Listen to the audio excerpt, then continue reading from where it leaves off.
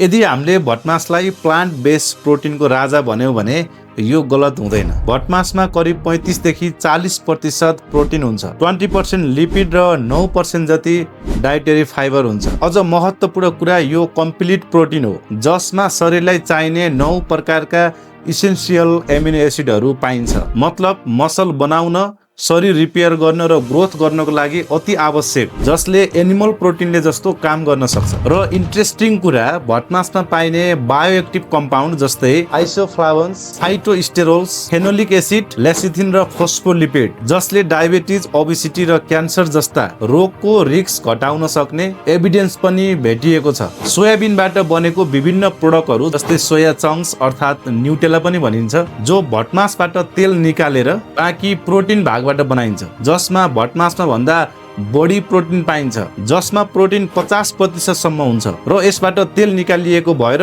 Fat एकदमै कम हुन्छ। र जिम जानेहरूका लागि पनि यो मसल ग्रोथमा एनिमल प्रोटिन जत्तिकै असर देखाउन सक्छ। त्यसैले भटमास सस्तो, शक्तिशाली र साइन्टिफिकली प्रुभन प्रोटिन सोर्स हो। अब तपाईँ मासु नखाएर प्रोटिन पुग्दैन भन्ने बाहनामा हुनुहुन्छ भने यस्तो बाहना हटाउनुहोस्। भटमास लगायत भटमासका प्रोडक्टहरू यस्तो परिकार हुन् जसमा धेरै मात्रामा प्रोटिन पाइन्छ। त्यसैले अब आफ्नो डाइटमा भटमास र यसका प्रोडक्टहरूलाई समावेश गर्नुहोला र भरपूर्ण मात्रामा प्रोटिनको सोर्स पुरा गर्नुहोला। नमस्ते।